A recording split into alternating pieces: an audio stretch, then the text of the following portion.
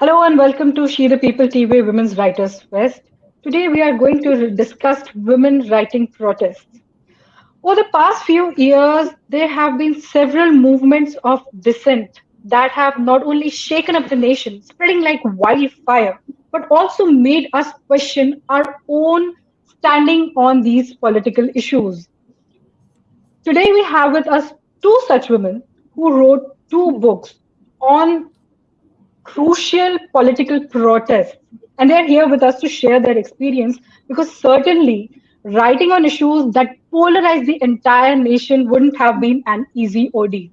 Welcome to She the People TV Women's Writers Fest, Divya Arya and Ita Malhotra.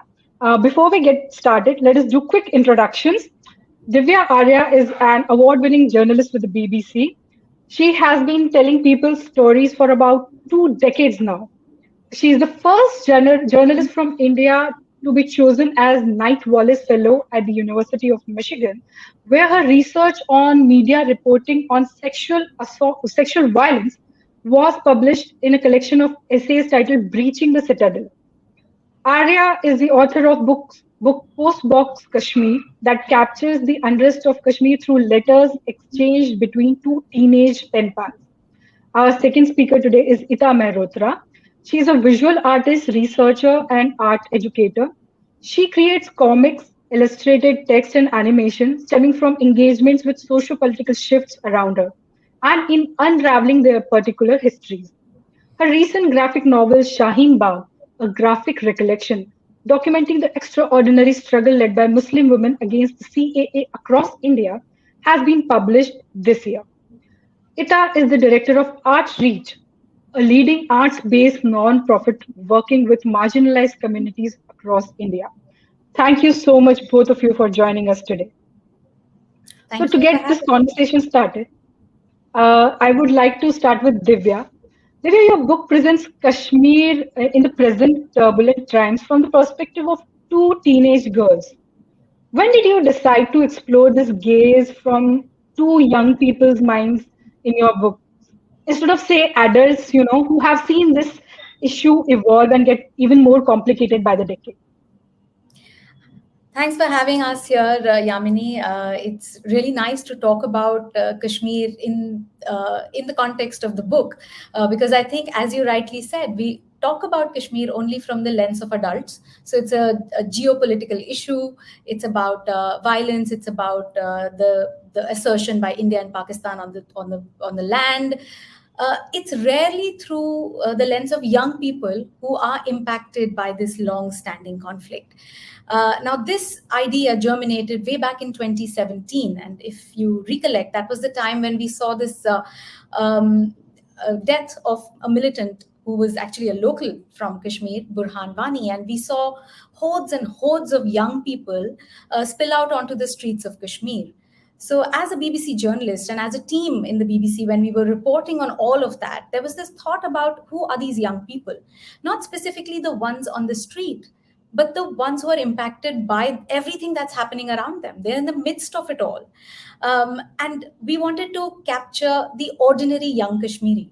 But we also realized in the course of our reporting and writing and reading what everyone else was also writing that in India, and between people living in Kashmir and the rest of India, outside Kashmir, but in India, there are so many perceptions or stereotypes that have developed over the years. There's just so much history, so much baggage.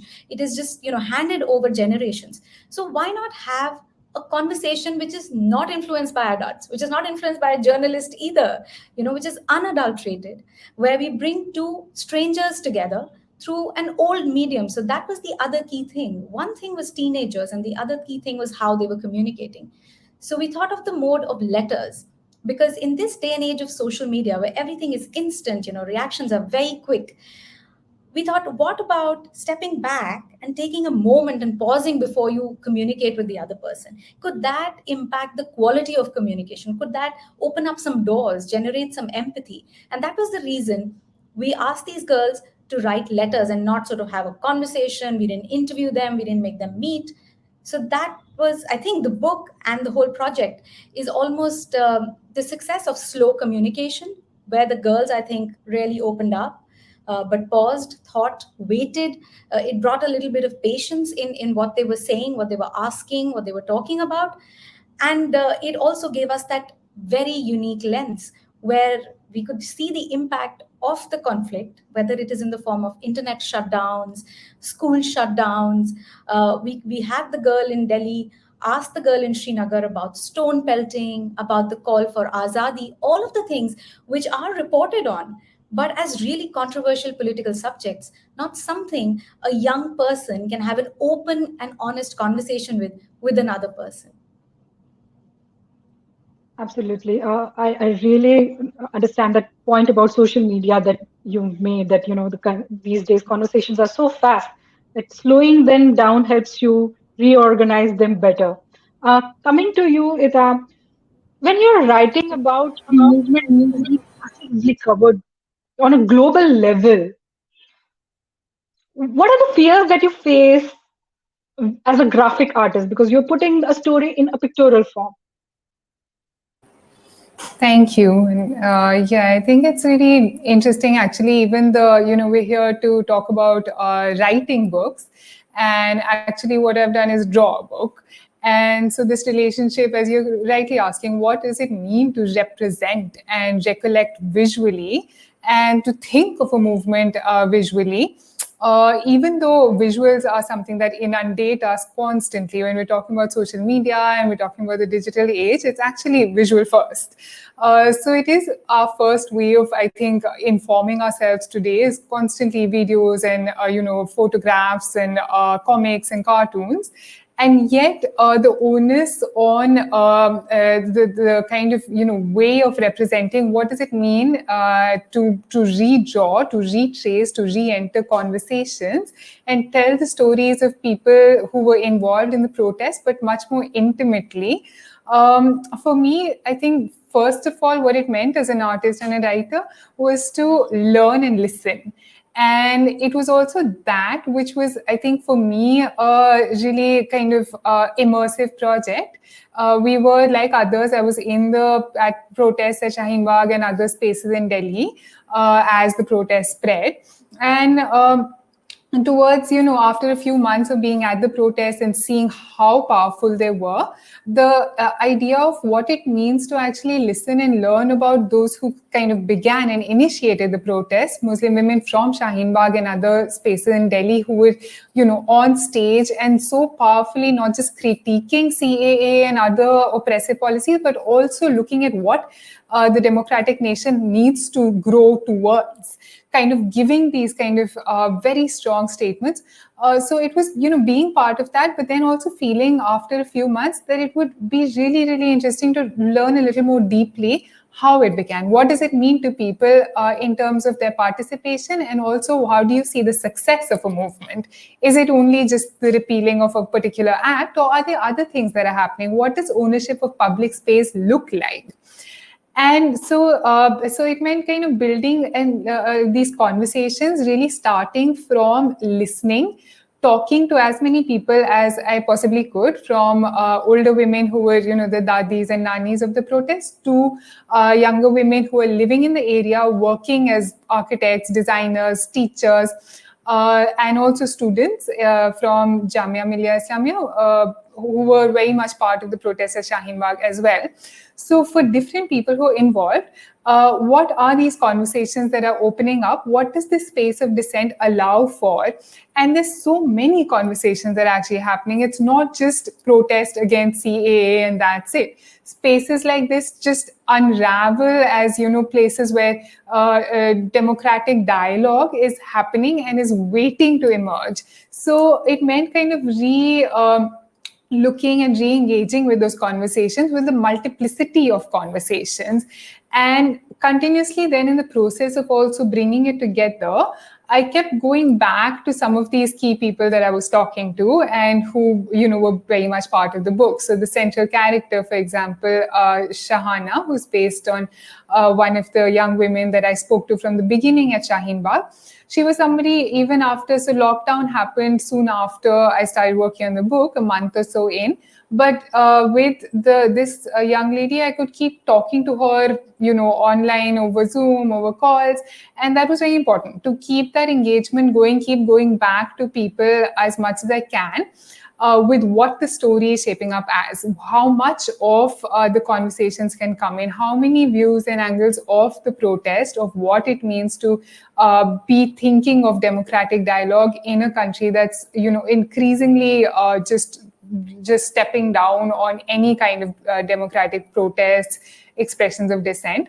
So I think, it was for me, it was a lot of just learning and listening through that process and keeping that going to the very end, really. Since you said that this was, um, both of your books, actually, Ida and Divya, are based on subjects that have polarized the country in these past few years, thanks to social media commentary that just keeps, increasing that gap between people who feel one or the other way. When you're dealing with such polarizing topics, do you feel the temptation to avoid any kind of filter to your work? And if yes, how do you plan to overcome it? Divya, you can go first. Well, I don't think one has to apply a filter in terms of filtering out what is being said. So, for example, in the context of this book, we promised the girls. They were 15 years when we started with the project, and of course, we had to speak to their parents. And it's not easy to write about Kashmir. It's not easy to be vocal about what you feel if you live in Kashmir about all the issues. And we promised them, first of all, that we will publish their letters in full. And I think that was very important to gain trust. So, in that sense, I feel we don't need to filter anything. I mean, that's the trust I had in the project, and that was the aim of the project as well, to have an open conversation. And the whole idea was actually to try and not have a confrontation but have an open conversation, which is, as you rightly said, very difficult. So when I developed this into a book, of course their letters were there, and like I said, because of the time and distance, and because of the kind of individuals the girls turned out to be, and they've grown up over time, they're now adults, and the letter exchange happened twice in a gap of 2 years, once in 2017, and then after the abrogation when they wanted to reach out again. And you see that, you see their journey, you see them growing up, you see their views evolving in a certain way. Despite all of that, I think they keep a restraint, because they also, I think, understand the spirit of what we were trying to do. When we were being true in terms of not putting any filter into their conversations, I think they also felt responsible about the kind of conversation they were having.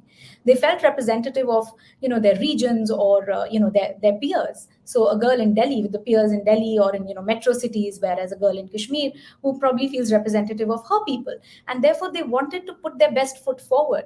So I feel the conversation can be better, can be richer, by applying certain tools but not filters. And when I developed it into a book, because the letters themselves needed so much to understand, I mean, there's a lot of history, political history and context in the book. It's almost like contemporary political history of Kashmir as well as India, and the changes that they have seen, and the roles that various people and political parties and other players have played. And even with that, I think what I strived for, and I think that's also an ethic that comes from working in the BBC for more than a decade, is to try and not tell one story. We're often told about the danger of telling a single story. We've all heard, one man's terrorist is one man's freedom fighter. So the idea is to do a 360-degree telling of what is being discussed. So whether it is Kashmir, whether it is the call for Azadi in Kashmir, whether it is stone pelting, whether it is the CAA protests, because the second half of the book takes place after the abrogation, where we're seeing a lot of changes in India, and the tables almost turn, and the girl from Kashmir starts asking questions to the girl from Delhi, because she feels she doesn't know enough. There's a communication blackout for months on end, and the CAA protests are happening. And in fact, Ita, she talks about the dadis at Shaheen Bagh, because our girl in Delhi goes to Shaheen Bagh, and then they end up talking about the importance of Kashmiri women in the various protests that have happened in Kashmir, whether it is via stone pelting, or as mothers who've had their husbands had their sons, or wives who've had their husbands disappear. So there's all those conversations happening, and they're all merging into each other.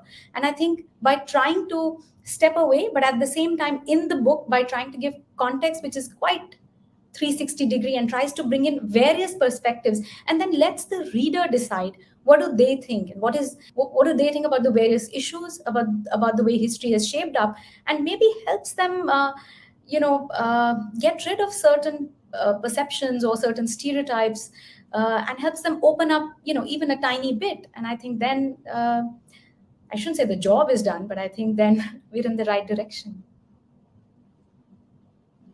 Absolutely, absolutely. Ida, would you like to add anything from your perspective? Yeah, sure. So I think following a lot of things that Divya is saying are, take me back to the ways I was thinking and working towards the book as well, of it being not just one perspective and not single stories, not single histories, and not one grand narrative, but how many perspectives can come in. That was very important to the way that I approached the book as well. One of the other things that I feel I like right at the beginning, I was thinking about was, there's so much reportage of the protests of Shaheen Bagh. It's, the world is coming together around it. It's so iconic. One of the questions I had was, what is it that I don't already know? What is it that I want to know? What is it that, these reports are not telling me? And for me, that was these kind of, smaller questions of what does it mean for one of the ladies in Shaheen Bagh? What does her day look like if she's doing several things like cooking and other work, and then also organizing and being at protest? What is this sense of organization and the extension of women's work? What does that feel like? What does it mean? What is the organization? So these kind of questions were what interested me, and I kind of focused and went with that, and I kind of kept coming back to what is it that I don't know, rather than falling into continuously replicating binaries and polarization. Because honestly, that is the grand narrative. It's this versus that, it's government versus people who are protesting, and it doesn't really lead to conversation or thinking beyond it. So I kind of also, with the background of that, with obviously understanding what the oppositions are, leaned towards these personal narratives within that larger structure and held on to those. And the other thing, coming back again to drawing, I feel like what happens between bringing in two different methods of storytelling into the same frame is that you can kind of layer that page and say with lines and drawing what you might not want to say as clearly with words. And that's kind of just this play that I do, because I go between words and image, and I think between words and image, and it's continuously fabricating what I might not want to say as a sentence into, say, a detail in the visual frame.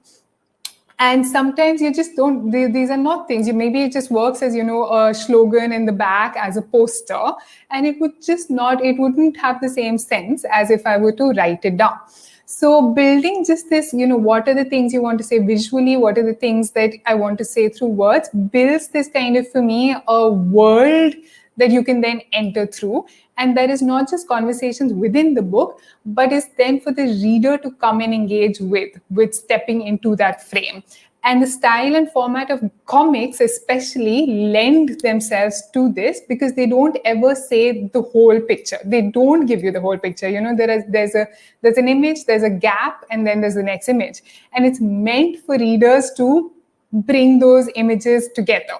So that's kind of the directions and methodology of working with visuals and images. And it leads to, for me, a way that is then engaging and building conversations beyond the book as well. Yeah. That's great. So, Divya, I've read somewhere that you were very determined that the participants of this conversation for your book will be two young girls. Why is that? Why that specification? In fact, I'm glad you asked that, Yamini, because I was thinking your panel today is not just women writing, but also women writing around women characters. So that's quite an interesting coincidence, or maybe a deliberate one that you had in mind when you invited us. Conflicts, as in general, most writing used to be by men for men. But when you're writing about conflict, I think that's almost the gospel. They are meant to be the key characters in conflict. They are the politicians, they are the ones in the army, and mostly they are the ones on the streets as well. I mean, Shaheen Bagh was such a pleasant sort of change and evolution of a visible participation of women in a political protest. I mean, they have done that over decades and decades and decades, but they're not that visible. And I think Shaheen Bagh really changed that, at least in the context of the CAA protest. When we thought of this project, we were very clear that we wanted to bring that gender lens. So, and we wanted to acknowledge that women were participants. That's something that kind of unravels in their letters. Like I said, they talk about women protesters in Shaheen Bagh. They talk about women stone pelters.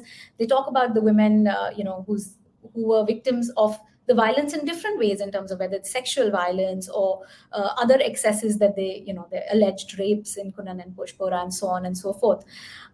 But not just as victims, but also, or as active participants when we say stone pelting, but also as people who are impacted by the conflict. So there is a young woman living there, and there is a young woman living in India who's absorbing all of this information and also making her views about this other girl living in Kashmir. So we wanted to foreground them so that they become the tellers of their own stories, and it's not the male tellers of the story. And I think that gaze itself, or just choosing women, changes what they are talking about, how they are talking about it, and how they perceive it, how they internalize the things happening around them, which is why it was really key. And I actually am trying to do more and more of that across all my journalism, trying to bring that gender lens. And in fact, the research that you mentioned that I did in Michigan was also to bring that gender lens into how sexual violence is reported. And again, in that research also, I found that the reporting is also done in a more sensational, more details of the crime, focusing on all of that, because it's done to pander to a male audience, because that's who we assume is wanting to read all of this. Whereas what women want to read in terms of acts of sexual violence can be different, and how they want those stories to be told can also be different. Yes, indeed. So, Ita, I think this is something that you can resonate with as well. What we don't discuss about art often is that it's a two-way street. An artist gives her all to her work, but then the work also gives you back.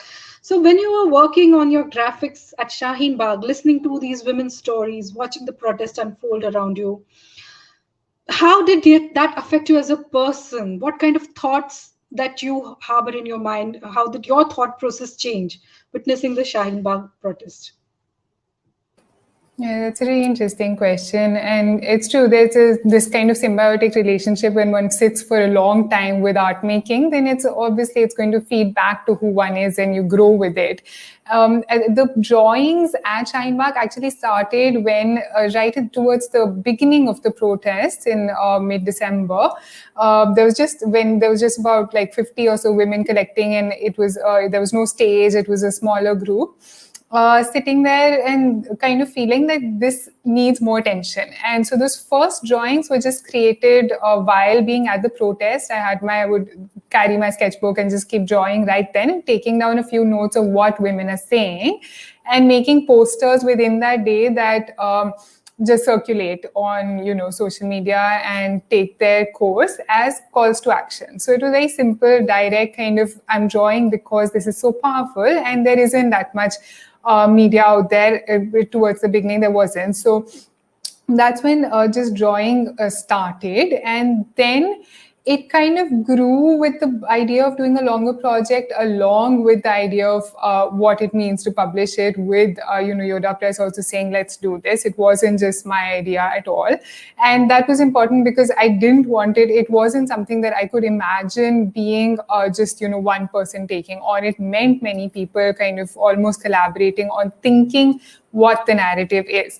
But working visually, I feel what was interesting is that the kind of sense of public space being owned by women in the middle of highways and streets and parks, it's very visual as what we're receiving within the protest. You're sensing this kind of taking over of space. And then there are posters and banners and artwork, and there's poetry and there's theater happening. There are theater groups from across the city going in. Then there's children making artworks. So there's within the space, there's a lot of art and theater and poetry, and that's always been integral to protest culture. So I see this as extensions of that. I see this as like also kind of how much can a book be not just an archive of, but a continuation of a conversation that started there. And so if one thinks of that itself as being so powerful visually, then I mean, for as an artist kind of being within that, there was no other way to respond but to have to draw. It was almost like everybody, if theater people are there, they was so the idea of making theater around it was so urgent. There's plays that came out of it and they will keep coming out of it. So it was continuously like just coming back and doing that, just a drawing of what a woman said today, what a conversation I had with somebody sitting next to me within the protest. And so it's almost responding to the very powerful visual sense of what protests like this are and what their imagination leads to. It's kind of path breaking in what it does to the reality of space and the presencing of women within public domain. And its response to that, honestly. Yes. So my last question to both of you. As we spoke about how this is more about not only showcasing women's voices, telling their stories, but also giving women the power that they haven't had in the political space in India. Here we think that politics is for men, by men, of men, instead of being, while the country is for all of us. So what do you think can be done more to increase the political awareness of women of India and ensure that they are part of the narrative when history is being written? Ita, you can go first. Ita, go first. Yeah. Good Lord, I was hoping Divya would go first on this one, but I think I don't think that's an answer that I have ready to what we can do, but I do feel that, even as a comics maker and a graphic narrativist, I think we also need to acknowledge how there are so many women trying to and continuously coming forward with expressing, especially in this time, of ways of dissent, creative ways of dissent. And when there is kind of like this kind of pushback from those in authority, from state powers, curbing what protest can be, then there's continuously artists, writers, theater people, always musicians kind of open up that space. They push and prod, and there are so many women kind of doing that in whatever ways, using social media, using creative methods of communication, and that would be just it just needs to kind of also be amplified and recognized and looked at as being real processes of communication, of storytelling, of history making. I think the kind of mainstream media and industries, one recognizes very clearly as being polarized, as being telling only grand narratives. And so why not kind of recognize other methods of storytelling more urgently and importantly? Why not look at those voices and amplify them, because they're there? And there are people telling stories and trying to do, even more democratic methods of telling stories. And what is it that you're looking at as the making of the nation, and what democratic, the country's future, democratic future looks like. So recognizing that, I think, would be a major first move and needs to be done urgently also. Well, building on what Ita is saying, I think I mean, I almost feel that it's wrong to say how can we make women more politically aware. I'm not saying it's condescending, but it's almost talking down to them. And I feel the more we travel to places or people or communities where we assume that women will not be politically aware, the more we draw them out, we understand that they are in fact, and they understand how politics impacts them. And it's actually a folly or a shortcoming of our journalism or our writing, or writing widely, I'm saying, not personally, where we just assume that this is what women are interested in, and therefore we write for women on certain topics, we write for men on certain topics, and we try to reach them differently. And that is speaking to what I think Ita just said, which is that not only are women writing, women writing or expressing through various mediums differently, but there's also this other stuff that needs to reach them. We need to acknowledge that they are aware. And I think we also need to acknowledge that change is taking place in terms of, you look at various reports like the Asar report, which looks at education and access to education, and you will find that there are more girls going to school. And where does awareness come from? Awareness comes from this pushing of boundaries, where women are not just expected to be working in the domestic sphere, where they're expected to actually get an education, and then hopefully with more pushback also get into gainful work which pays. I mean, I'm not saying housework is not important, but all of which increases their exposure. But even without that, I would like to stress on the fact that even women at home are politically aware. They may not be aware of what the prime minister of X country said, or what is the latest WHO guideline on COVID, but they will have enough knowledge and a very nuanced understanding of the impact of various policies. You speak to them about the free cylinder scheme of the government, and they will have a point of view that will surprise you. You speak to them about the building of a Ram temple, and you will be surprised they have a really clear opinion. Or if you speak to them about the death penalty in rape cases, they will surprise you by saying that's not the problem. The problem is that the boys need to be told that girls don't need to observe all these curfews, and that it's wrong to be violent with them. They need to understand bodily autonomy and so on. They may have a different language, but I think they are aware. But yes, in the traditional sense of political awareness, I think, one, we need to acknowledge that it is changing, and second, we who are who have the power because we have the pen, and whichever way we are using it, whichever medium we are using it in, we need to understand that our audience is also women. So only when we reach out to them as an equal participant in the consumption of all that we are producing, only then will they be able to inform themselves in a more holistic way, and surprise us even more when we next time reach out to them. Absolutely, 100%. Thank you so much, Divyanita. This was a very enlightening conversation. We are very excited about your books. Thank you for joining us today.